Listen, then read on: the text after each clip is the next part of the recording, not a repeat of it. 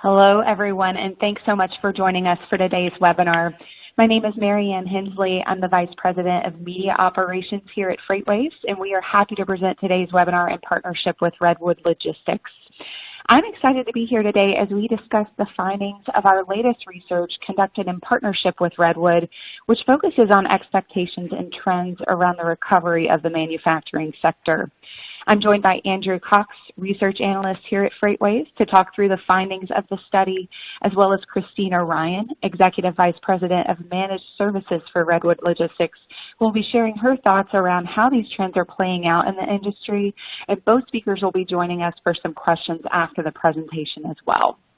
Before we get started, just a couple of quick items. First, if you have any issues during the webinar, you can reach out to our team via the group chat function in your webinar console. And if you have questions that you would like to ask our speakers, you can enter those through the Q&A box in your control panel, and we'll get to as many of those as possible. We'll also be sending out a link to the recording of this webinar if you'd like to view it on demand or share it with your peers. And at this point, I will go ahead and turn it over to Andrew to kick off the discussion. Welcome, Andrew. Thank you very much, Marianne, and thank you to Redwood and Christina for coming together with us on this webinar and also this paper. So let's just hop right into it. I'll go into a quick overview of what we're going to cover, and then we'll get right into it. All right, so we're going to start with a domestic manufacturing activity. We're going to talk about the expectations for going into next year.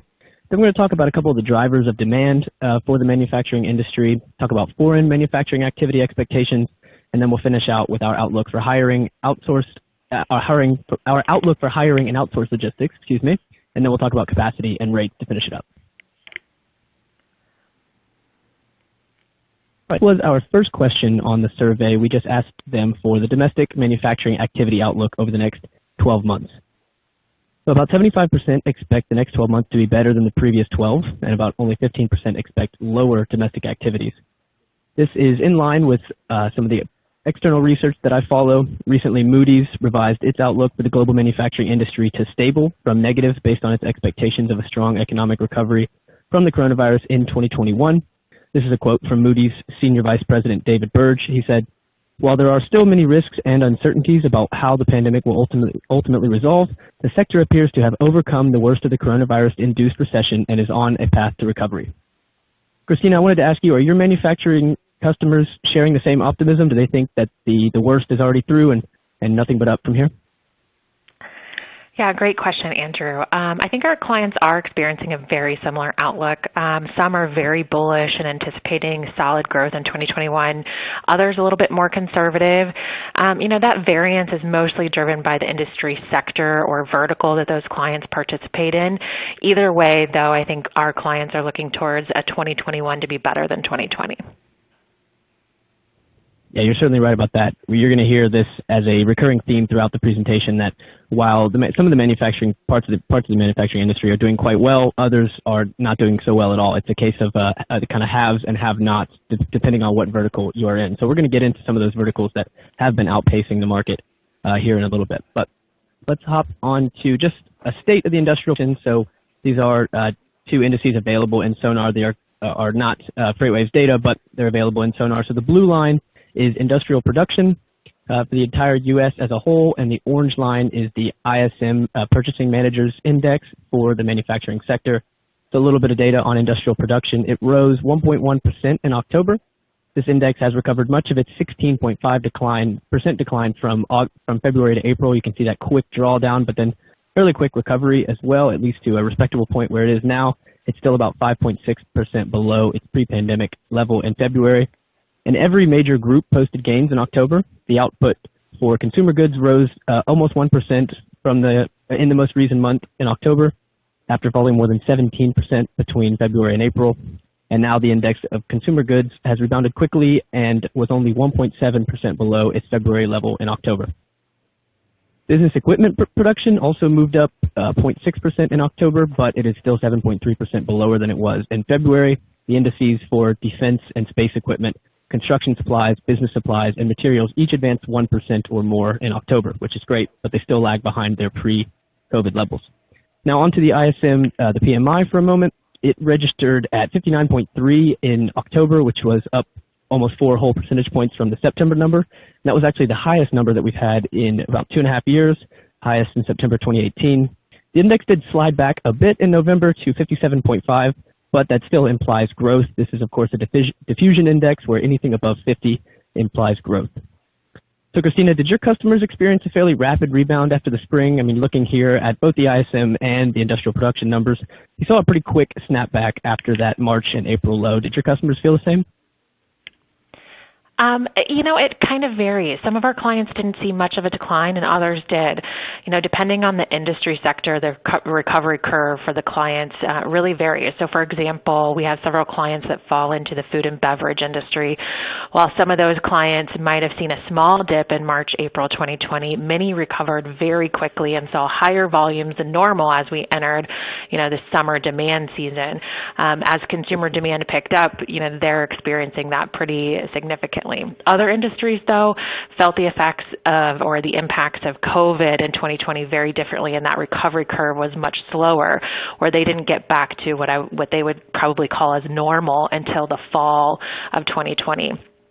Really, the industry type or the sector that they are manufacturing in plays a huge role in that recovery curve.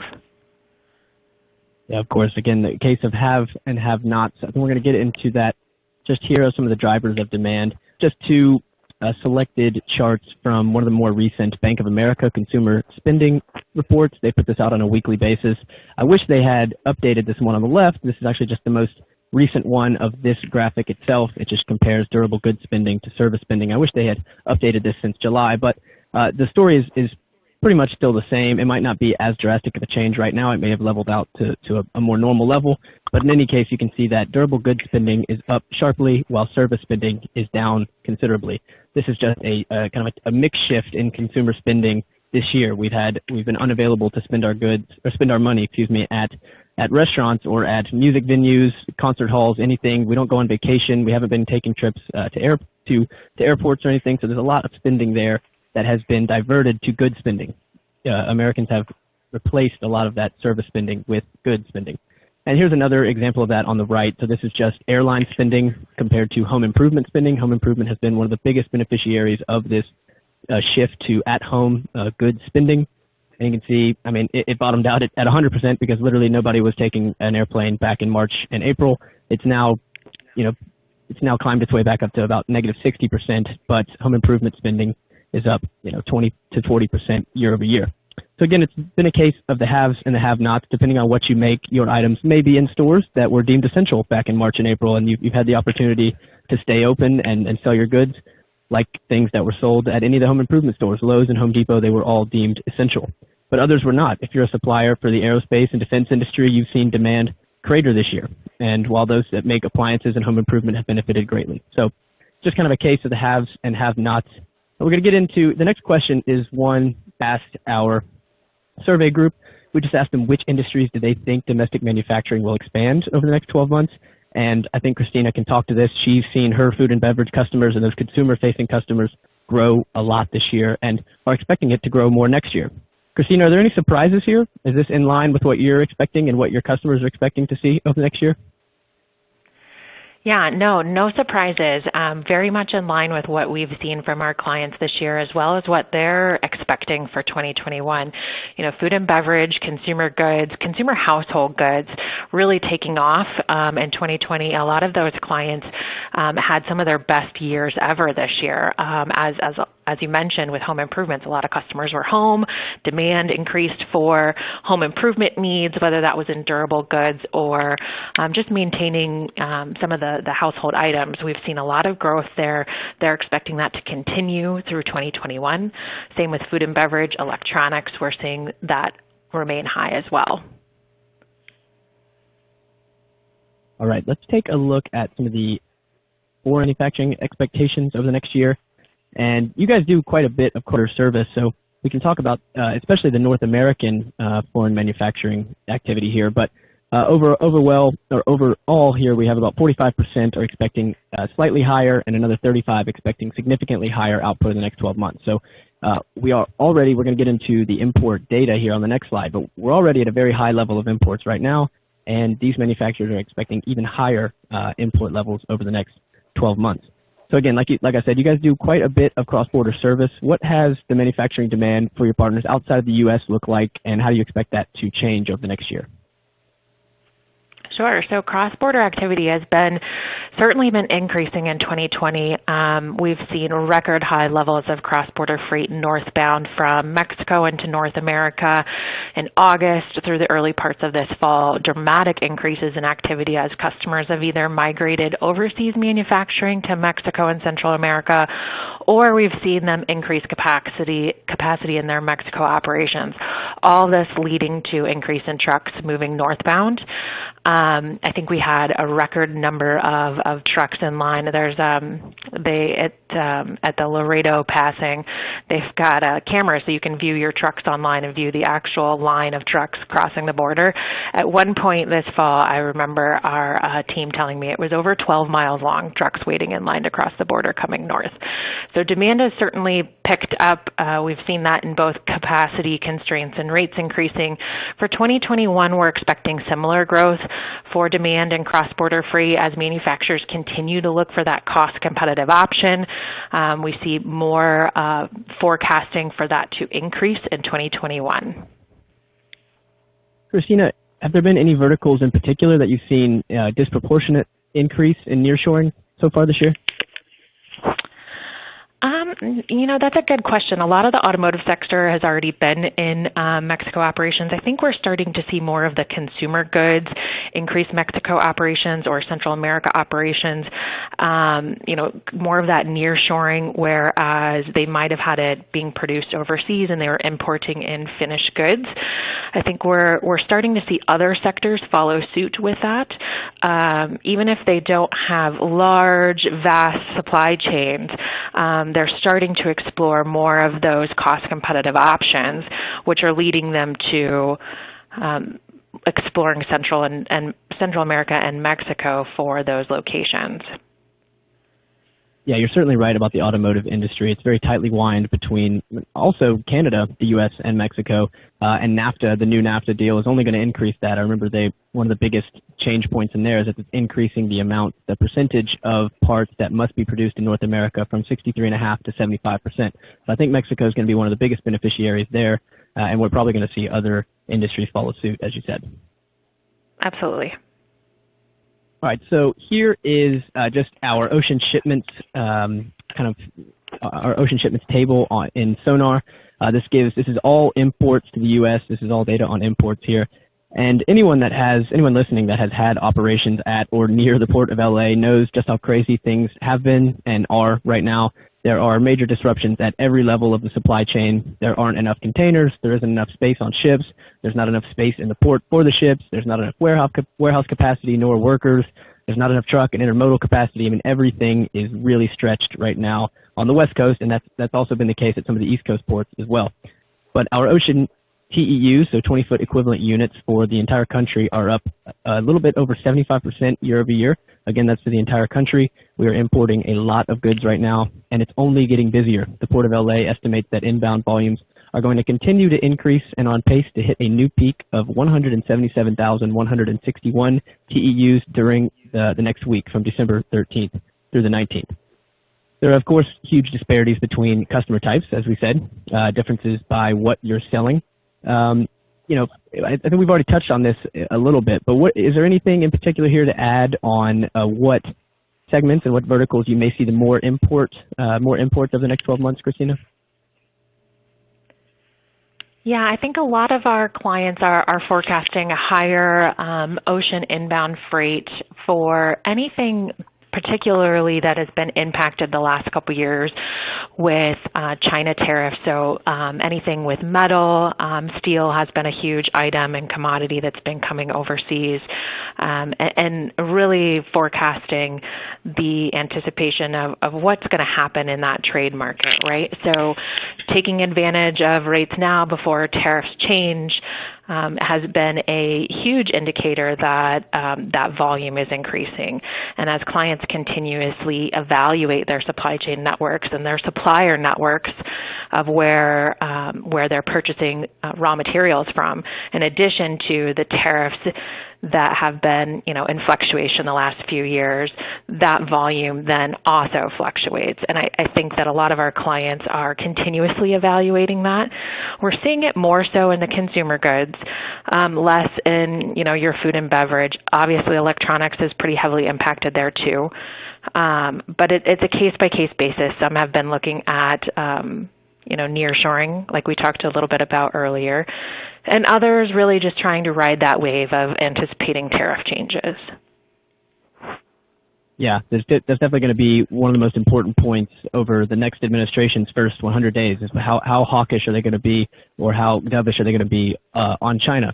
Historically, Joe Biden and the Biden administration hasn't been as hawkish on China as, of course, the Trump administration was, but there's now public sentiment that kind of also believes that this trade war has been good and that it should continue. So it's going to be very interesting to see how the next administration takes a look at China, because we know that American companies and companies all around the world have been looking for alternatives outside of China. We know that Vietnam and Malaysia and Cambodia have all been big beneficiaries of this kind of move out of China. But the truth is that all of these places are still decades behind China when it comes to infrastructure and port capacity and everything else. So it's going to take a lot of time for people to find alternatives outside of China.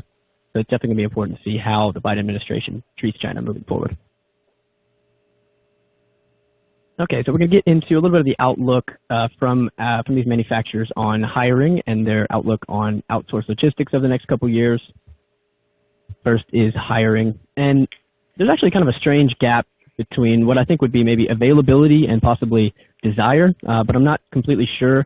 What I'm seeing in many industries is that despite there's 7 or 8 million Americans on receiving unemployment insurance right now, and that number is growing once again, companies are still voicing concern over hiring in 2021. Luckily, our respondents, only about 55% of them expect hiring to be difficult over the next 12 months, and less than 5 say that it will be very easy. What about your customers, Christina? Have they voiced similar concerns over hiring? What are the constraints by? Are there going to be constraints by the regional markets, or what the COVID restrictions look like? How have your customers been voicing concern over hiring? Yeah, we really have seen 2 main variables in labor and hiring for 2021. The first is more regional based. In certain regional areas, we've heard some challenges for hiring. For example, in the Southeast, we've got some clients that have faced challenges where labor can go across the street for a quarter more an hour or 50 cents more an hour. So those clients are having to put all the options on the table in order to attract and retain that talent. So that's been very difficult for them. And I think we're starting to see that when we talk regional. It's a lot of those manufacturing hubs like Atlanta and Dallas and, the Southern California market, where we're starting to see regional players, more manufacturing, more logistics, more warehousing and distribution. And when you're competing against large retailers or larger companies, 25 cents an hour makes a big difference in your hiring. Secondly, I think we're also hearing a bunch on COVID. So with COVID, we're seeing manufacturing clients impacted by social distancing requirements, forcing them to look at additional shifts, the layout of their facilities, the manufacturing lines. A lot of them implemented those changes in 2020 as they responded to the pandemic, but becoming creative with how their labor is staffed so that they can maintain production volumes has been the challenge leading into the back half of 2020, and I'm sure it will continue into 2021. So as people have to quarantine and as they're, removed from the work environment to protect themselves and others from the spread of COVID, there's a lot of variables that those manufacturers have to incorporate into their planning, staffing, operating plans so that they can continue to produce production levels at their desired rates even as labor fluctuates in and out of the lines. Yeah, you make a good point about as retailers and manufacturers and transportation companies alike all add more logistics, more focus on e-commerce, more distribution, they all have to compete against Amazon. And Amazon has hired 2,800 people per day since July. They've added over 400,000 people this year, most of them warehouse workers. So you're right. And they can also just vote with their feet. You're definitely right when they can walk across the street and get more pay. You're seeing the same thing with driver inflation right now. You're seeing a lot of wage inflation with drivers. Everybody's having to raise their wages because drivers will just jump ship and work for the next carrier. So those are certainly two important points that they're probably going to have to pay more, and it's going to be difficult to attract and retain the right talent over the next couple of years. It's going to be very difficult. So here is, we've been asking this question over the last few months just to see, try to gauge whether we believe that that shippers are thinking more about outsourcing logistics, especially as COVID has strained supply chains and made everything more difficult. And the results have been pretty much the same throughout the year. It's been about 50% are expecting to increase their use of 3PLs and outsourced logistics over the next couple of years, and about 50%, roughly 40% say they about the same. And then, there's usually about 8 to 10% that say they're going to reduce and actually bring some of that stuff in-house. Is this in line with you guys' expectations as an outsourced logistics provider? You guys have to be expecting some increased growth over the next couple of years? Yes, absolutely in line with what our expectations are. Manufacturers look to grow their business. As they look to continue that growth, at some point they're going to need to evaluate the role of a logistics provider and the value or the bandwidth that one can provide them. Most manufacturers have that goal of, being the best at making their product or promoting their service. Logistics can be a challenging industry, it can be challenging to learn, and it's complex. So having a provider come in and help alleviate the manufacturer from solving those problems or dealing with those challenges can be a great benefit to them. And it really just depends on their own individual supply chain and how they go about their business, right? At every point in time, it's going to be different for a manufacturer on whether or not they need to engage a logistics provider. But I see that as continuing, and for those that already have logistics providers, I think it will also maintain that partnership with their providers too. Yeah, I think you put it very eloquently there. It's alleviating these challenges. These manufacturers are oftentimes focused on Lean Six Sigma and making sure that their production is as good as it can possibly get, and logistics can take away, can get people distracted from their manufacturing goals. So that's a good point there. All right, let's talk about capacity and rates to finish this up a little bit. And I got to say, I was a little bit surprised at this capacity outlook when we asked it for the shippers that responded. We asked them what are their expectations for truckload capacity over the next 6 months. So this survey was completed at the end of November. So you could think about it being the first half of 2021 compared to the second half of 2020. And people are expecting tighter capacity moving into 2021. We've got 40% here expecting slightly tighter capacity, and then 25% expecting significantly tighter truck capacity. But I'm sitting here wondering how things really get tighter from here. We're as tight as it possibly can get. Our outbound tender reject index, which we'll look at on the next slide, we believe it's at its kind of natural ceiling at 25 or 28%. So, Christina, are you in my boat wondering how it gets tighter from here? I'm definitely in your boat. 2020 has showed some tight capacity in the transportation market. That is an understatement probably for some, but it's loosened up a little bit in Q4 2020. We've seen the holiday peak volume start to decline in November. We're coming to a crucial point. Typically, the first 4 to 6 weeks of the new year will help set the tone for what we see in the remainder of the year. So while we all hope that the 2021 market softens, rates go down, we have plenty of capacity. If 2020 has shown us anything, it's that, there's always going to be something out there that you didn't plan for. And it's shown us some dramatic fluctuations. And so I think we should also expect 2021 could do the same. While the world is still working to get a vaccine and to help stabilize things, the transportation market will continue to support all of the industries out there, and capacity will also be a variable that will play out too. So it's certainly tough to see or foresee what it will look like in the future, but we'll need to continue monitoring volumes weekly and leveraging our indexes and really staying close to our partners and our carriers so that we can maintain that capacity and keep our partnerships in place for 2021. Yeah, you're certainly right about chaos. This entire year has been chaotic. Chaos has become the new norm in my mind, and that's what's been so impressive about the logistics industry as a whole. The way that we as a group have been able to handle the disruptions and the chaos and make sure that the goods still get delivered on time and and everybody has their ability to spend their money and get their stuff. It's actually remarkable what this industry, the resiliency this industry has shown so far this year.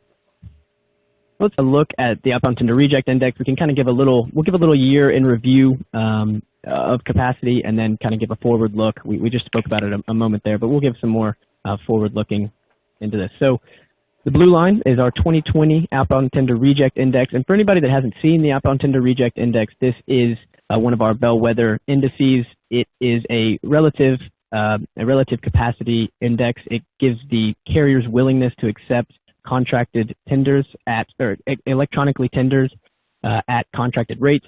So what a value of 27.93 represents on the blue line is that roughly 28 out of every 100 electronically tendered loads is being rejected at contracted rates right now. So that tells you that carriers are either not able to cover freight or are purposely rejecting freight in favor of testing the spot markets for higher rates. We know that spot market rates are incredible right now. I think the truckstop.com rate is over $3 a mile on the national average. So just to give a little bit of a year in review, so that first blue spike you see back in March, that was during that panic buying, almost panic consumer hoarding that we saw. That was, think back to when we had no toilet paper on the shelves, and then all of a sudden we had no pasta and no beans and then no meat. People were hoarding and buying weeks and weeks worth of stuff at one time, but there was a massive surge in tenders. We saw an outbound tender volume index surge about 30% in the course of 3 weeks there, but then things fell off a cliff.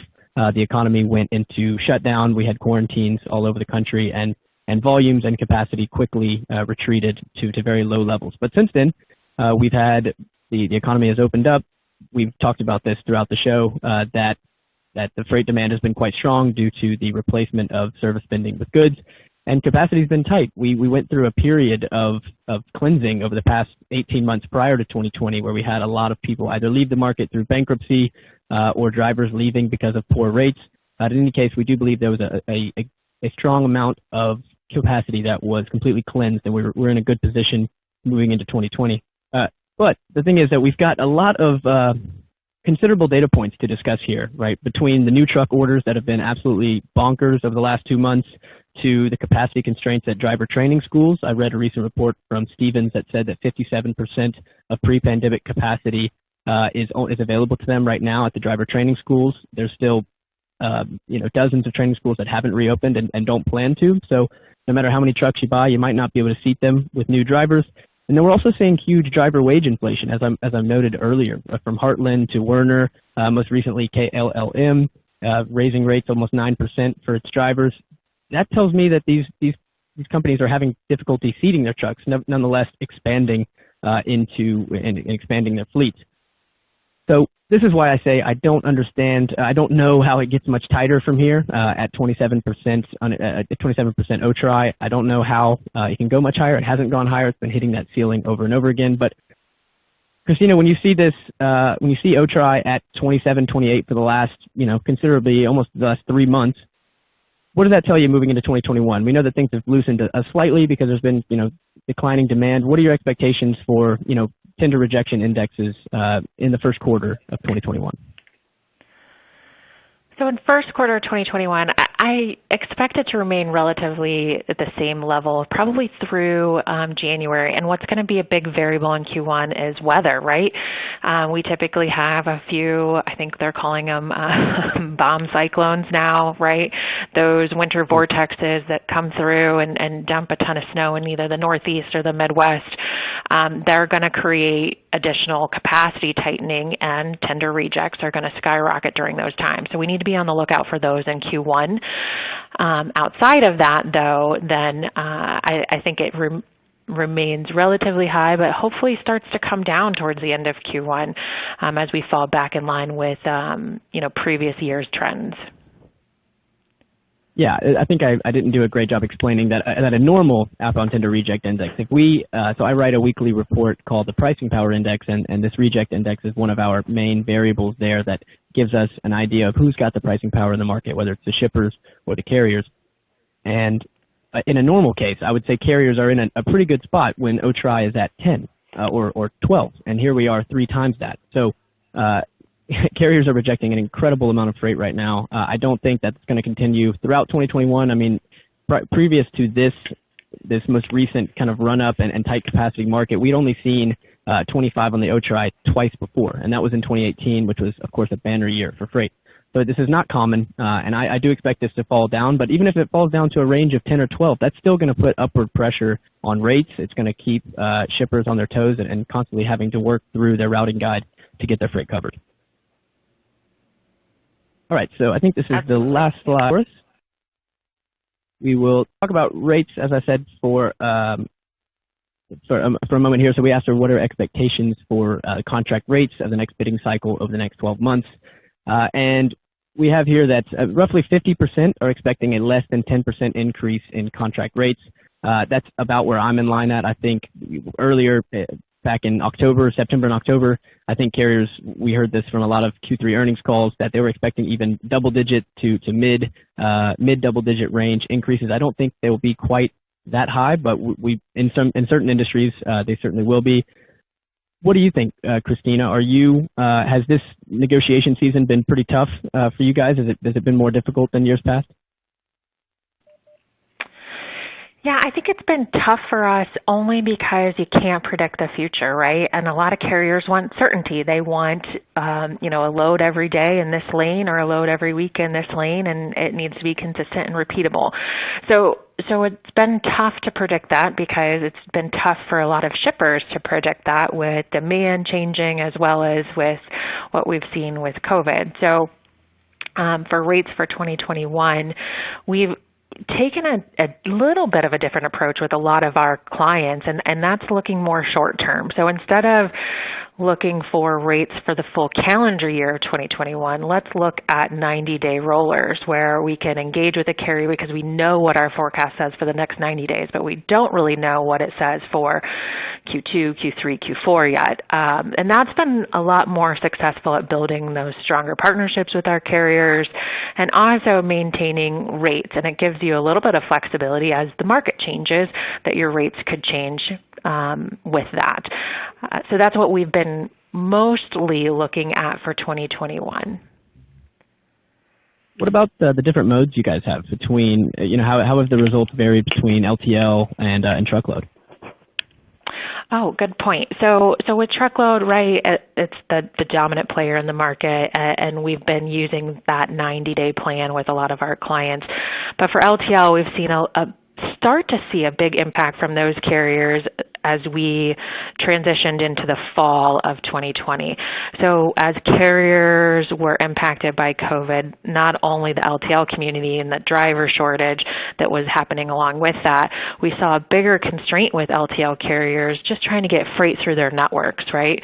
And that's increasing costs for them, which they plan to pass on to customers. And they're also using this as an opportunity to really look for ideal freight, right? So shippers that have nice, heavy, compact freight, they want that.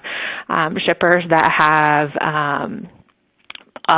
overlength, big, long objects and that are light and difficult to ship, those shippers are going to see increases a little bit higher than the average. Carriers are looking to they're using what they've seen in the last 9 months to really take an opportunity and say, are we making revenue on this customer? And if not, we're looking at general rate increases that could get us whole again. Or some of them even looking at dropping shippers altogether to chase that attractive freight. So we have seen some aggressive plays by carriers in the LTL community the last few months, and I would foresee that continuing into 2021, assuming all things stay the same, right? Right. All right, aggressive carriers. I don't hate to hear that. Marianne, I think we are about open for Q&A if you want to take us over. Absolutely, and thank you both so much, Andrew and Christina, for sharing your insights and walking us through that. At this point, as Andrew mentioned, we would like to take some time for questions, so we'll go ahead and dive in. First, Christina, do you anticipate manufacturers shifting away from traditional B2B business models to B2C models? And if so, what factors will contribute to that shift? Great question. I don't know that we'll see a shift away completely from business to consumer. I think that there is a growing trend of business to consumer as a lot of consumers were at stay at home and kind of quarantining themselves for the last 9 months. A lot of people have really gone to that business consumer model for a lot of household goods, right? So they're getting things shipped to them via parcel or small pack. They're using Amazon to get groceries. We're seeing a shift there, but will it completely replace business to business? I don't think so. I think that's going to be pretty tough to do. But I do see a lot of manufacturers looking more at that business to consumer channel, e-commerce. How do they get to the consumer quicker, faster, and more economical in that parcel market? So we're seeing a lot of businesses, manufacturers, shippers entertain that supply chain process. How are they handling it? What could they be doing differently to better support the business to consumer model? So I would expect some influxes into that supply chain area and parcel management and how manufacturers can be more efficient there. But I think business to business will always remain. People still want to walk into a brick and mortar store and shop and go see something. So I think that's always going to be out there for a period of time. But business to consumer, definitely picking up some volume there. If I could add just one thing, I would just note that there are some examples of companies do this, and I think the ones that are consumer-facing manufacturers are much more likely to open up these channels. And I think it's a good point that the direct-to-consumer channel, I think, is one I will see manufacturers start to embrace more as not their only option, but as a secondary option, just to get more channels open. For example, I saw Hasbro very recently partnered with Shopify to build their website and to use them for direct-to-consumer. So seeing companies like that doing more direct-to-consumer, I could definitely see that happening in 2021.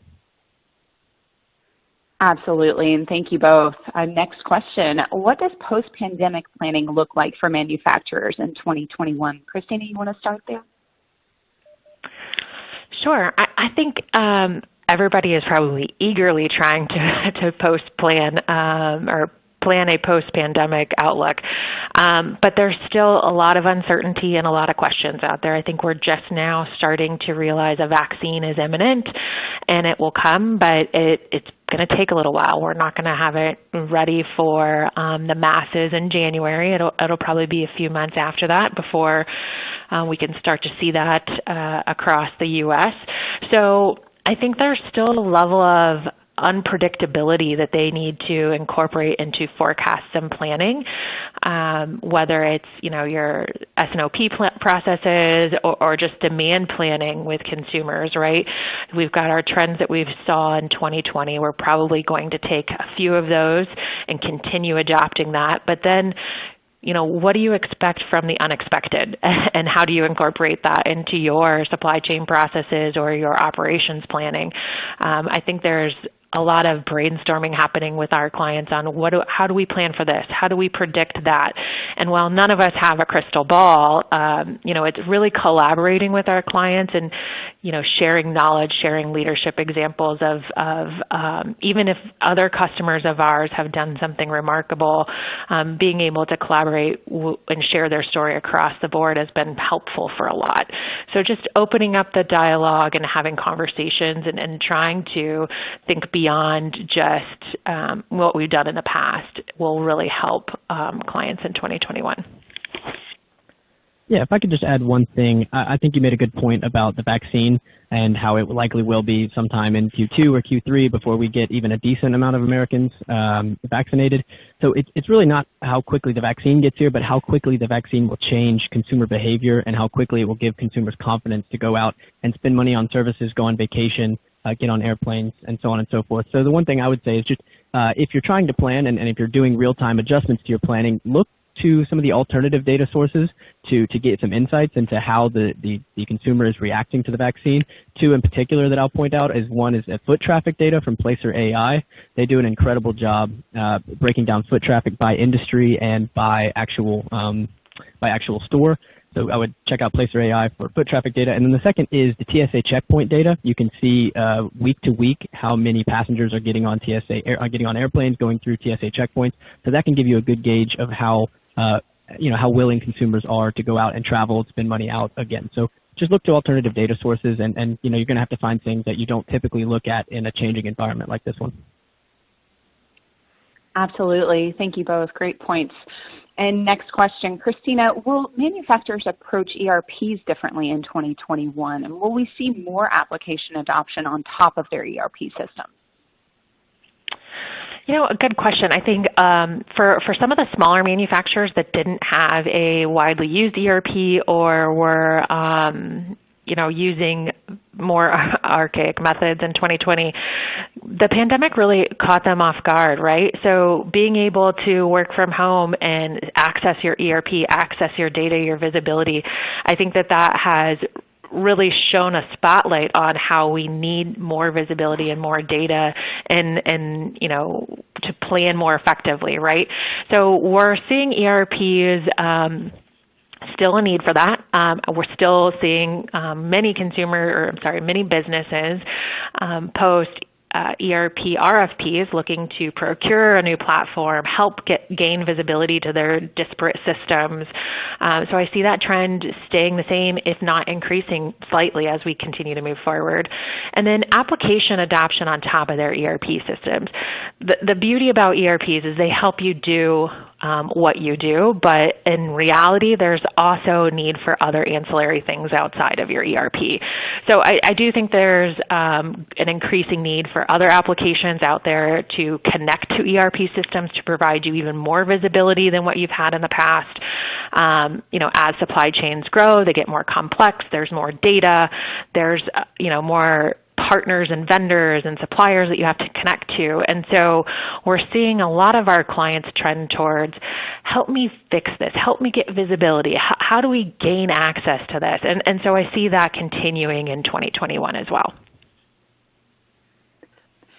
All right, excellent. And next question for you. Will Internet of Things or IoT become more common in the manufacturing space? And how will companies view data and visibility?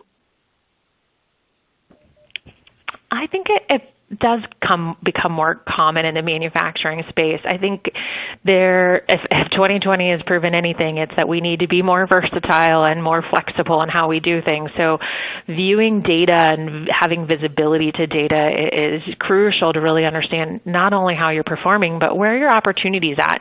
How can you grow? How can you fix a gap or improve efficiencies? So leveraging the Internet of Things to enable manufacturers to gain that visibility and gain that data, I think, is crucial, and that'll continue adapting in the future. Absolutely. And next question, how will shoring and sourcing be approached in 2021? So this is a good question, too.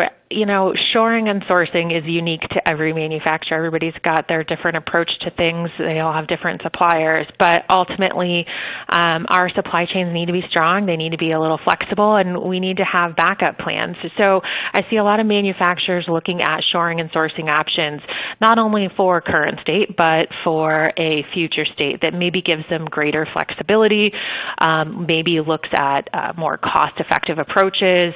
I think this is always going to be a dynamic type of engagement that manufacturers and shippers will be looking at or evaluating, just because our world continues to change so frequently, whether it's tariffs in China or a pandemic. There's always going to be something out there, unfortunately, and shoring and sourcing need to be a dynamic approach to go along with that. Absolutely. And next question, just a couple more here. What will the manufacturing workforce look like in 2021? I think that the manufacturing workforce is similar in 2021 as it is today in 2020. I don't see drastic changes here.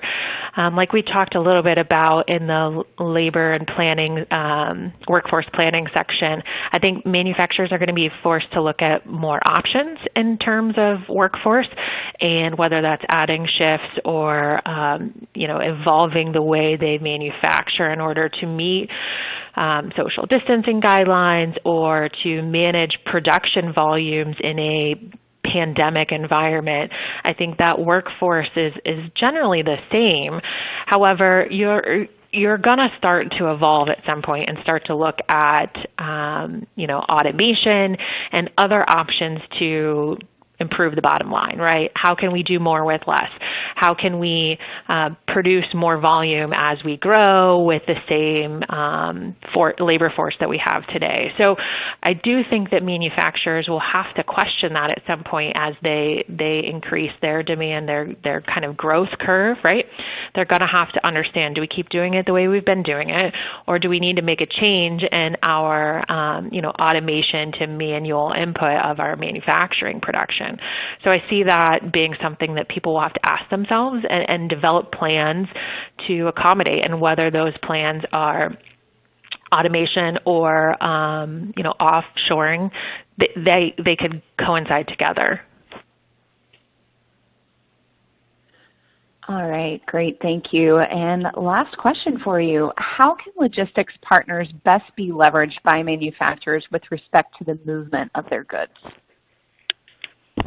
Oh, good question. I think that logistics partners, I might be slightly skewed in this, want to be considered partners, right? So a manufacturer, really what would help them gain the most from a logistics partner is by finding one that fits your common goals, your common values that you can work well with, but also finding one that you can really depend on to grow your supply chain, to find continual improvement, to add value to you and your organization so that you can truly become partners in the sense that you're working together to accomplish your goals.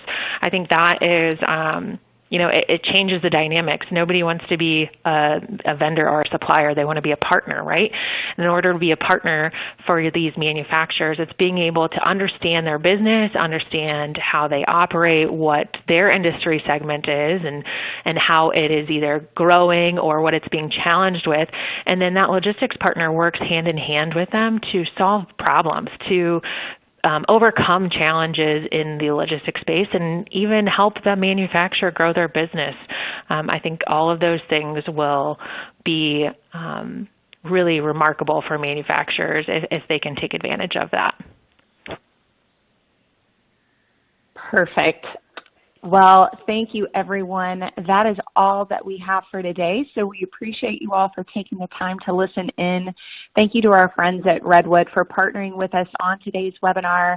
And of course, thank you to Andrew and Christina for being here with us today and sharing your insights. We'll be releasing the full white paper based on this study in the coming weeks, so stay tuned for the notification when that becomes available. We appreciate you being here and hope you'll join us again next time.